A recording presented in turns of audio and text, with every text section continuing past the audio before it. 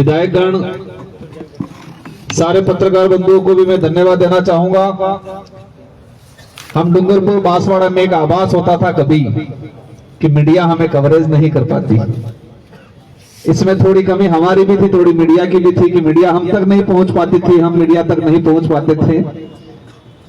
और उसी भावना से और कई अन्य उद्देश्यों से ही हमने ये कार्यालय खोला है।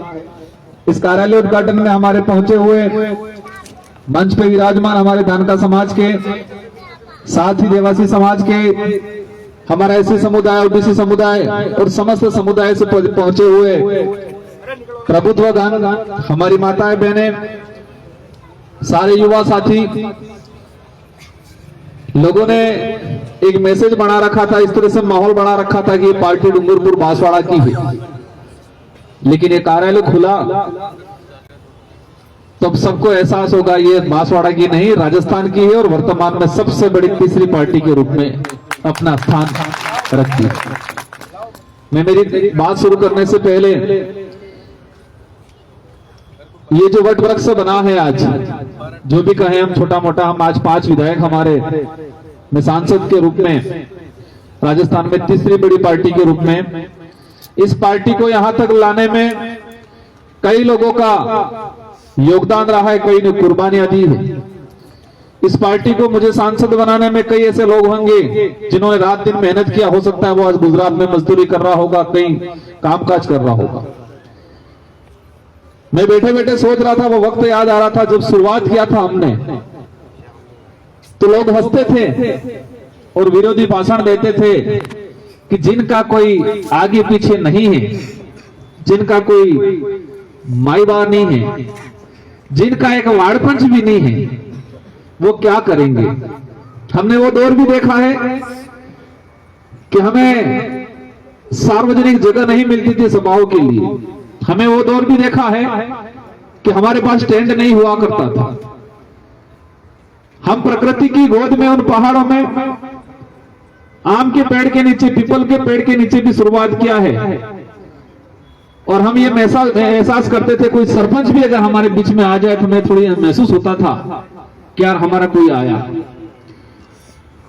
लेकिन मेहनत इतनी लगन से किया, एक सच्चाई के मार्ग पे चले, उद्देश्य को लेके चले, लोभ लालच में नहीं आए, और इसी वजह से आज एक सांसद और 5 हमारे विधायक यहाँ पर उपस्थित हैं और कई सरपंच हैं हमारे, कई प्रधान हैं।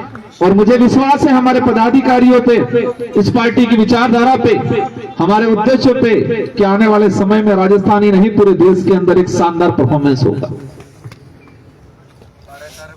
मैं ये जो कार्यालय खोला है, मैं इसके बारे में बता दूं, कार्यकारिणी को लेके हम लोग संभाग वाइज प्रभारी बनाएंगे, हम किसी को भी अध्यक्ष नहीं बनाएंगे। संभाग वाइज प्रभारी बनेंगे। प्रभारी में जो बेस्ट काम करेगा, जो गरीब के लिए, दबे कुचले के लिए, सच्चाई के लिए आवाज उठाएगा, उनको हम जिम्मेदारी देंगे। और हमारे कई आसपास साथी सोच रहे होंगे कि पार्टी कैसे होगा। चिंता मत करो, जो आप सोच रहे थे वही डूंगरपुर बांसवाड़ा में 2018 से पहले दूसरे लोग सोच रहे थे। अवश्य इस क्षेत्र के अंदर, पूरी राजस्थान हो, हमारे करौली सवाई माधोपुर या उधर भरतपुर अलवर हो या कोटा संभाग हो, क्योंकि हमें हमारी आइडियोलॉजी पे विश्वास है। और हमारी आइडियोलॉजी में ये चीज है, हमारे संचालक महोदय कह रहे थे, मैं एक बात बताना चाहूंगा,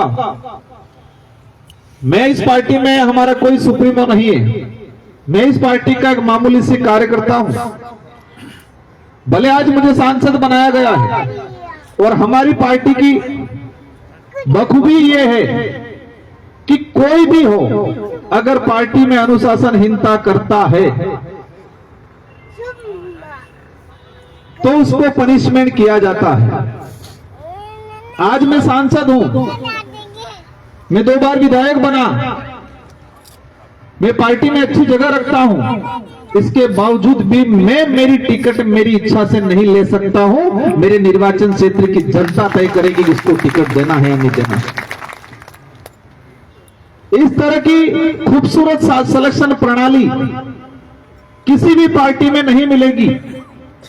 ये लोकतंत्र है। लोकतंत्र में सिलेक्शन और इलेक्शन, सिलेक्शन पार्टी का जो उम्मीदवार तय किया जाता है तो वो सिलेक्शन किया जाता है और इलेक्शन जनता वोट देती है। लेकिन इन राष्ट्रीय पार्टियों ने सिलेक्शन का पावर जनता से छीन के हाईकमान के रूप में ले लिया और इसी वजह से अच्छा जनप्रतिनिधि नहीं चुन पाता। इस पार्टी में हमारा सिलेक्शन पावर उस क्षेत्र की जनता के पास है, वो तय करेगी किसको चुनाव लड़ाना है, किसको चुनाव नहीं लड़ाना है। इलेक्शन से इंपॉर्टेंट सिलेक्शन है हमारा। तो इसी बात पे आना चाहूंगा। और इस पार्टी में राजकुमार रोध आज गलत करेगा तो राजकुमार रोध भी पनिशमेंट होगा। आदमी सर्वोपरि नहीं है, व्यक्ति इंपॉर्टेंट नहीं है, व्यवस्था इंपॉर्टेंट है हमारी और व्यवस्था ही बरकरार इंपॉर्टेंट रहेगी। इसलिए मैं मानता हूं क्योंकि वो हमारी सबसे बड़ी ढाल है। क्या है ढाल? ये जो व्यवस्था है हमारी, और इसी से हमें ताकत मिलती है और इसी से हमें कॉन्फिडेंस आता है कि हमारी पार्टी कहीं रुकने वाली नहीं है। इसलिए साथियों, मैं पूर्वी राजस्थान इस इलाके के कोटा संभाग से कुछ साथी आए हैं। हमारे धानका समाज से, रेबारी समाज से, इसी समुदाय से सभी साथियों से अनुरोध करना चाहूंगा। बातें बहुत सारी हैं, ये शुरुआत हुई है, आने वाले समय में और बातें करेंगे। मुद्दों की बात करें, हमारे जितेंद्र भाई ने बताया अन्याय सब जगह होता है, लेकिन वक्त आने पे हम भूल जाते हैं। इन राष्ट्रीय पार्टियों ने भी ये कर रखा है साइकोलॉजी दृष्टि से कि आंदोलन करते हैं, लेकिन चुनाव के दौरान ऐसा मुद्दा क्रिएट कर दिया जाता है तो 5 साल का संघर्ष, 5 साल जो शोषण हुआ उनको भूल जाते हैं। भेदभाव आज भी होता है। हम हर समाज का, हर धर्म का सम्मान करते हैं, लेकिन हम ये चाहते हैं कि समानता, इस आजाद भारत के अंदर समानता आज भी कायम नहीं हुई। पुलिस की लाठी की बात करें, अधिकारियों की कलम की बात करें, उच्च नीच को देख के आज भी कलमें चलती। सरकार का खजाना की बात करें, मुआवजे की बात करते हैं, दलित मरता है तो मुआवजे के लिए सरकार के खजाने से निकलने में चाबियां गुम हो जाती हैं और बाकी कुछ होता है तो चाबियां फटाफट लगती है। पुलिस की लाठी की बात करें, गरीब है, कमजोर है, शोषित है, सबसे पहले पुलिस की लाठी उठेगी। ताकतवर है, उच्च वर्ग का है तो पुलिस की लाठी नहीं उठेगी।